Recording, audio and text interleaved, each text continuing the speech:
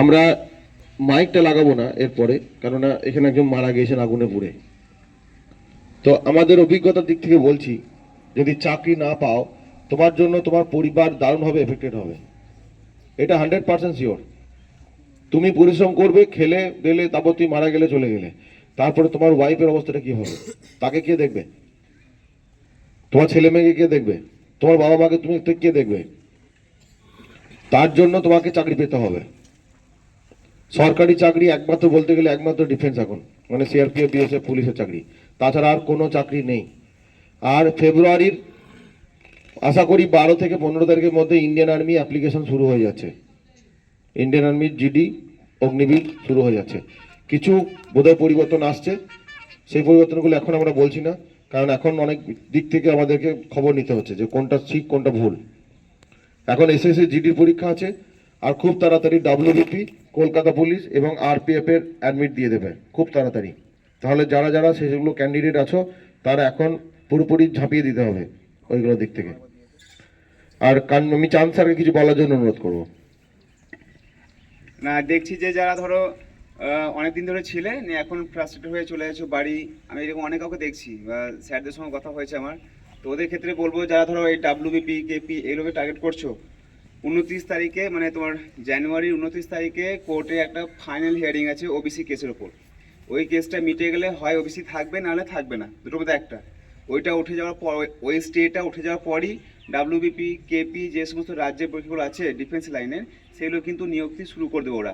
কারণ জানুয়ারির পর বছরই ভোট 26-এ, তার মানে এইটুকু বিশ্বাস রাখো যে পরীক্ষা হবেই। আর ডিফেন্স এমন একটা জায়গা যেখানে প্রতি বছরই নতুন নতুন রিক্রুটমেন্টের দরকার পড়ে, যেগুলো তো অন্যগুলোতে হয়তো একটা মানুষকে দিয়ে 5টা কাজ চালিয়ে দেয়, কিন্তু ডিফেন্সের ক্ষেত্রে সেটা হবে না, ঠিক আছে? তো হয়তো অনেকেই অনেক দিন ধরে আছো বা চেষ্টা মানে তোমার কী বলবো লক্ষ্য আছে ডাব্লিউবি, কেপি, কিন্তু ফর্ম বেরোচ্ছে না, বিরক্ত হয়ে যাচ্ছ, তাদের ক্ষেত্রে বলছি যে আর একটু ধৈর্য ধরো, ঠিক আছে? এরপরে বেরোবে অনেকগুলো, সেগুলোতে মানে তুমি চেষ্টা করলে আর কি পেতে পারো। তো সেটাই বলার একটু। সামনে যে রিক্রুটমেন্টগুলো আছে, ডাব্লিউপি, কলকাতা পুলিশ, আরপিএফ তে অ্যাডমিট দিচ্ছেই। এর সঙ্গে সঙ্গে নিউ আসছে যেগুলো, সেগুলো হচ্ছে আইআরবি, ইন্ডিয়ান রিজার্ভ ব্যাটালিয়ন, যেটা নকশাল দমনের জন্য তৈরি করা হয়। প্রায় 25,000 থেকে 27,000 ভ্যাকেন্সি আসছে, ছেলেও নেবে মেয়েও নেবে। আবগারি আসছে আবার, আবগারি ওয়েস্টবেঙ্গল পুলিশ সেন্টারে। হ্যাঁ, তারপরে ডাব্লিউপি প্রায় 4,000 সামথিং ভ্যাকেন্সি রেডি করছে ওয়েস্টবেঙ্গল পুলিশের।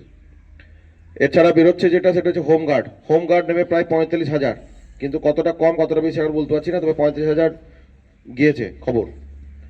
আচ্ছা, আর বেরোচ্ছে ফায়ার অপারেটর। ফায়ার অপারেটর প্রায় 1700 সামথিং। ফায়ার অপারেটর মানে ফায়ার ব্রিগেড। ভ্যাকেন্সি তো দিচ্ছে, নিজের বুকে হাত দিয়ে বলো তুমি কতটা প্রস্তুত, ওইটা হচ্ছে আসল কথা। ভ্যাকেন্সি দেবে, তুমি কতটা প্রস্তুত। কতগুলো ভ্যাকেন্সি চাই? কতগুলো ভ্যাকেন্সি চাই তোমাদের? একটাই চাই। ওই একটা তোমাকে নিতে হবে, ওই 100টার দিকে তাকিয়ে লাভ নেই। তার জন্য তুমি কতটা প্রস্তুত, যে কোনো জায়গায় বাদ যেতে পারো। মানসিক জায়গাগুলোকে ঠিক করতে হবে সবাইকে, এবং লড়াইয়ের জন্য প্রস্তুত হতে হবে সবাইকে। এরপরে পতাকা উত্তোলন হবে। পতাকা উত্তোলন করার পরে আমরা জাতীয় সঙ্গীত গিয়ে বেরিয়ে আসবো।